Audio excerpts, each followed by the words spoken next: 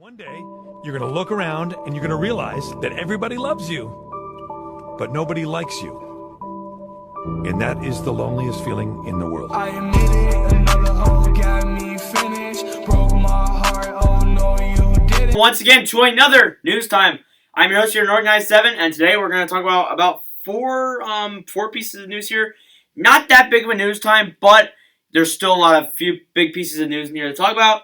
So let's get into it. Before we do that, though, if you like what I'm doing, make sure you like that, hit that subscribe button. Once you get to 500 subscribers by the end of the year, we're almost 60 away. We're about 62 away.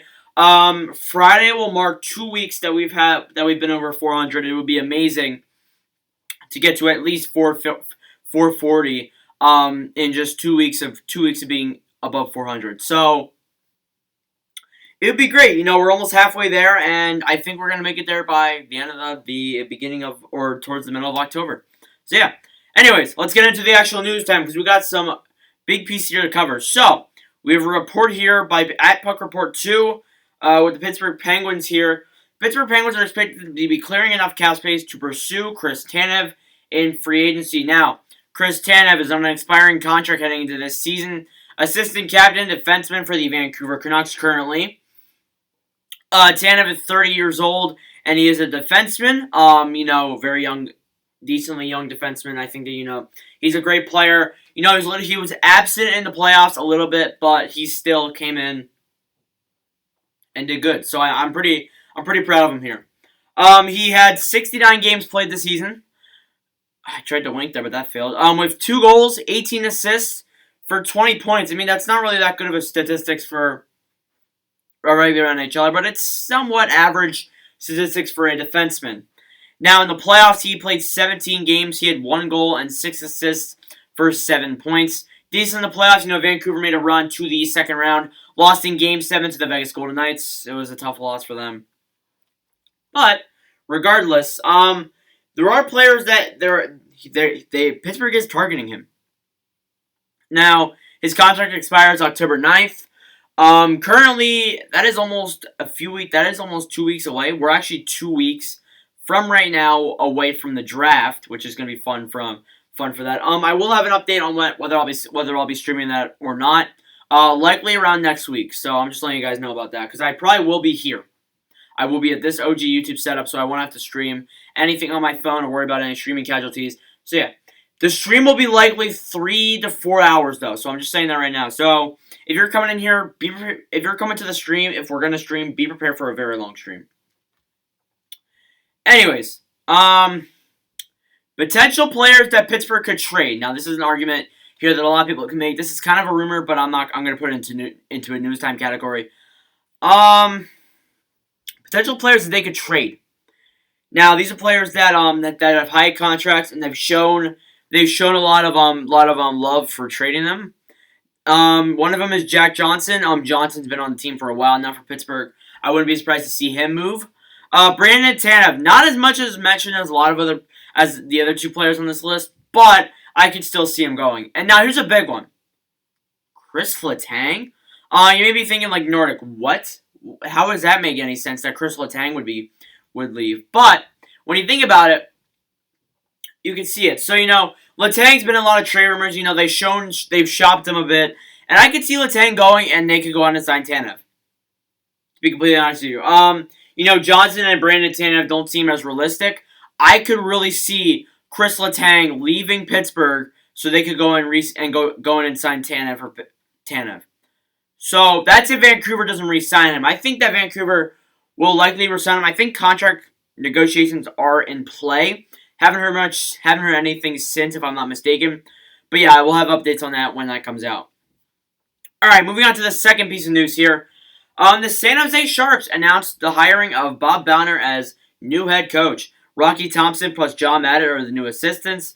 For those of you who know, Bob Bowner was the assistant coach, or not the assistant coach, was the interim head coach for 34 games in the 2019-20 season, because San Jose fired their coach earlier in the season. He coached 44 games, didn't do too bad actually, and led this team to a bottom 3 finish. He was better than Peter DeBauer, that was for dang sure. The Sharks record was 29, 36, and 5. Not too bad when you look at it, actually, with 63 points. San Jose fired Peter DeBauer in January. Bauer headed to and play 34 games with the team, as I already mentioned that. So yeah, I think this is a good hire for the Sharks. And as I said, the Sharks, they're one of those teams that are kind of worried about with their future heading into this season. To be completely honest with you, I think that those years of going to the Stanley Cup Finals, going to the second round, going to the Eastern Conference Finals every single year, because I think they've done that for the past few years. They made it at least past the second round up until now.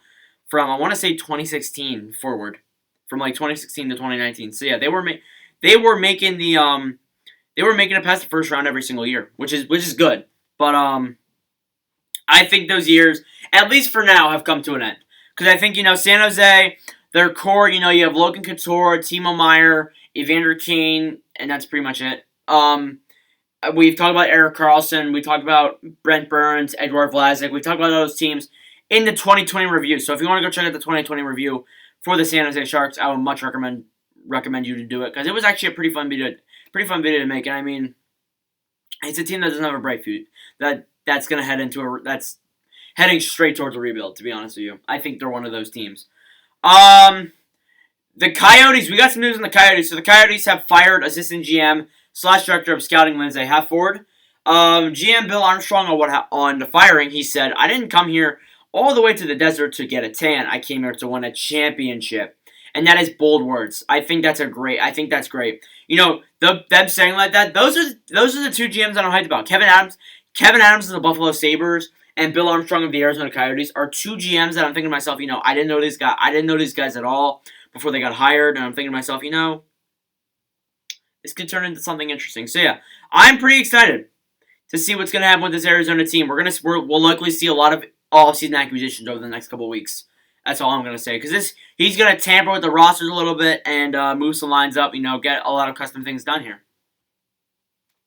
But yeah, I would say that Coyotes fans don't exactly get hyped about the playoffs this year. I don't see that happening. I think we lucked out this year. But our years in the bottom are over. I think our years in the bottom are over for now, at least. For at least a long time. On our final piece of news here, we have news on Louis Eriksson. There will now not be a trade for the Vancouver Canucks with Louis Eriksson, and that pretty much just sends all the Canucks fans happiness down the drain. Because as you know, Louis Eriksson's probably one of the most worst contracts in NHL history, definitely Vancouver Canucks history. This guy, he's played a few seasons in Vancouver. Ever since I started watching hockey, I think he's gotten maybe 50 points in 3 seasons. And he's played over, I want to say around 200 games in that span. So, looking at this guy, I'm very disappointed in him and how he's played. So, I would definitely, he's been talked about in buyouts, which we'll get into in a second here, because that's something we got to mention, because the buyout season actually coming pretty soon. It's like a month out. So, yeah, Eriksson's 35 years old. He's a left wing. Basically a third-line winger. This season, he played 49 games, had 6 goals, 7 assists, for an abysmal 13 points. And in the playoffs, he had 0 points in 10 playoff games. He should have just been scratched the whole playoffs, to be completely honest with you. I'm really disappointed in Eriksson. I've been disappointed in Eriksson for like a long time. So buyout. The question is, does he get bought out? No, because that would just make Vancouver Canucks even more happy. No, I don't see him getting bought out. Why would they? I see how bad play he is, but they're not going to, because that's what they're gonna do. Now, if they were to buy him out, though, buyouts do last 2+ years into OG contracts. So he would pay out the rest of his contract for the 2 years, and then he would pay 2 years of $1 million contracts, which isn't too bad, but at least you don't have one on the team. At least you don't have him on the team anymore. I think actually both sides benefit that, or the player benefits that more. But I think both sides benefit that because you're basically paying him more money. To be completely honest with you, so it's whatever. I don't see him getting bought out. I know Canucks fans are going to be pretty sad about that, but I don't see him getting bought out, unfortunately. So yeah, sorry to break your dreams, Canucks, but I don't see it happening. So yeah, that's it for news time. Thank you so much for watching. If you did enjoy, do make sure to like it, subscribe, and check out the 500 subscribers by the end of the year. There will likely be one more video out today. It's going to be a 2020 review because, as I said, we're going to upload this one today, and then we're going to upload one on Friday. Hopefully. So, yeah. Thank you so much for watching. Thank you guys for the constant support, and I'll see you guys in the next video.